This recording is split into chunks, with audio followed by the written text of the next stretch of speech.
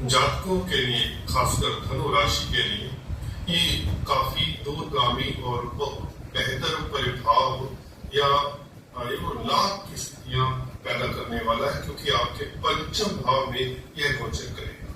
दोस्तों, अगर आपको अपना नगन मालूम है तो ये नगन से भी चर्चा देख सकते हैं। सूर्य के साथ युति रहेगी, जैसे कि आप इस चार्ट से देख रहे हैं। शुक्र का यहाँ पर मेष राशि में कैसा फल हुआ करता है, इसके बारे में जानते हैं।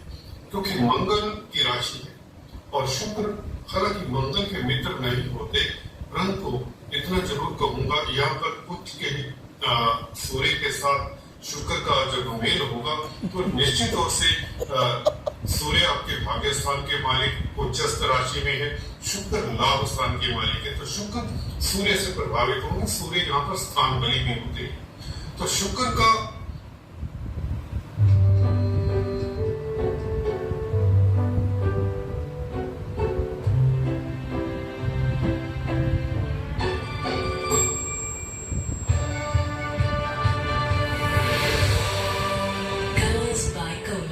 makes you wish everything was as like it.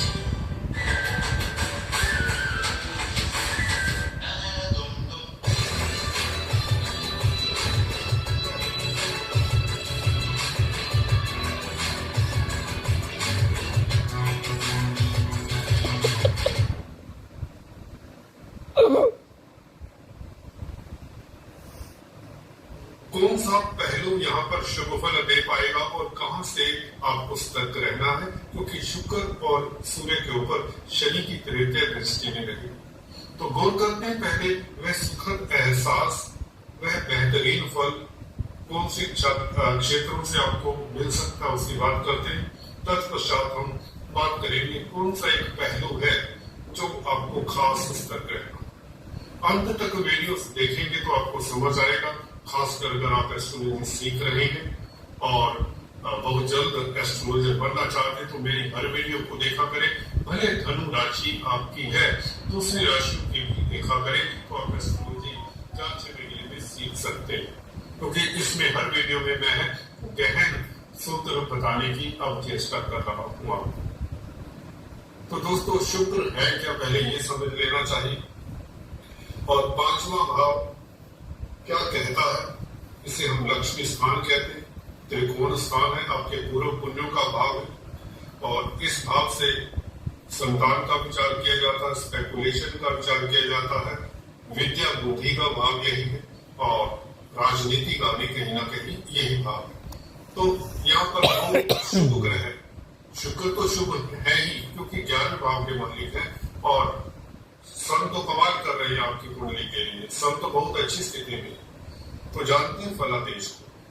देखिए, शुक्र भौतिकता के, लव लाइफ के कारक, सौंदर्य प्रसाधनों के, कॉस्मेटिक्स के, सिने जगत के, ग्लैमर के, ब्यूटी प्रोडक्ट्स के, लव लाइफ के कारक है और पुरुषों की कुंडली में यह ग्रह लक्ष्मी के कारक है, स्त्री के कारक माने जाते हैं, पत्नी के कारक माने जाते हैं। तो 11वें भाव का मालिक, सबसे सुखद बात यह है कि 11वें भाव को देखेगा। ये जब शुक्र 11वें भाव को देखे, जो कि आय का भाव, आय के साधन कई गुना बढ़ जाएंगे, 10 गुना कम से कम हम कहें आय के साधन बढ़ सकते हैं। वो इसलिए क्योंकि भाग्य स्थान का मालिक सूर्य साथ में है और सूर्य उच्च के है। देखिए, सूर्य का उच्च का होना शुक्र को प्रभावित करेगा, परंतु शुक्र अपने भाव को देख रहे, इसलिए अपने भाव का फल तो जरूर देंगे, शुभ फल देंगे अपने भाव का, 11वें भाव का।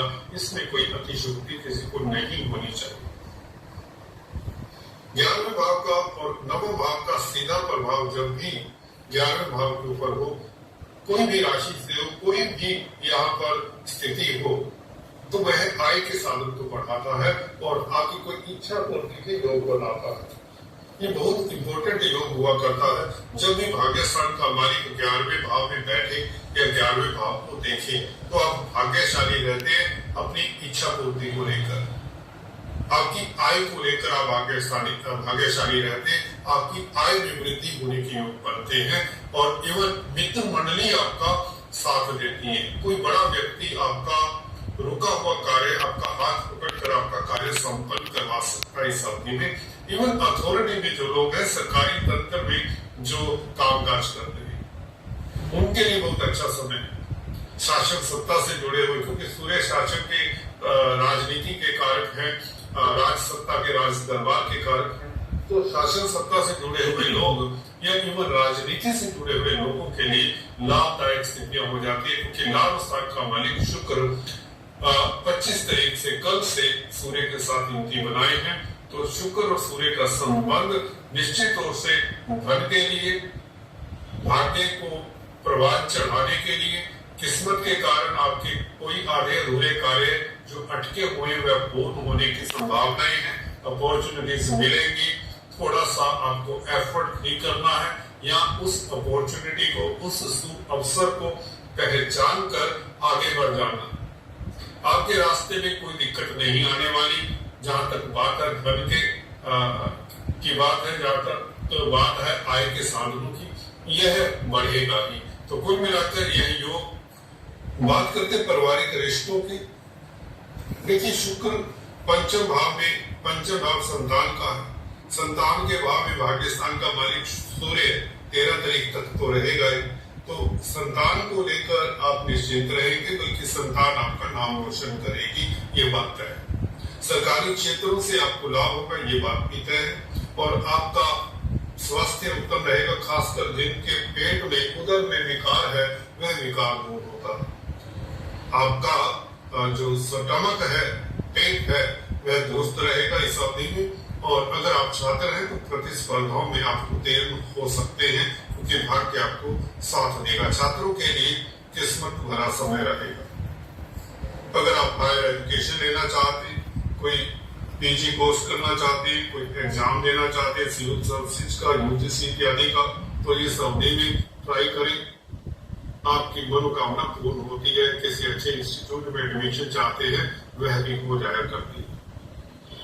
किंतु परंतु शुक्र है तो शत्रु राशि, मंगल की राशि में शुक्र।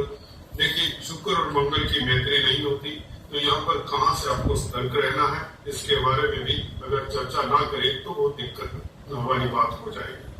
क्योंकि ऐसा अक्सर होता है कि अच्छे पहलू तो मैं अक्सर बता देता हूँ, मुझे कंप्लेंट्स आती हैं, सो आपको आप कहते हैं, व्हाट्सएप आते हैं कि आप नेगेटिव फल भी बता दिया करें, उसमें हम सतर्क हो जाएंगे। तो शनि का प्रभाव शुक्र और सूर्य के ऊपर है, तृतीय दृष्टि। शुक्र हालांकि शनि के मित्र हैं, परंतु यहाँ पर इतना कहना चाहूंगा, अगर जब भी शनि और सूर्य का संबंध बने, दृष्टि से बने, युति से, जो भी ग्रह इनके साथ संबंध बनाते हैं उसको कर, तो वह प्रभावित हो जाते हैं। तो शनि का सूर्य के ऊपर प्रभाव है और इस नाते शुक्र के ऊपर भी प्रभाव पड़ेगा।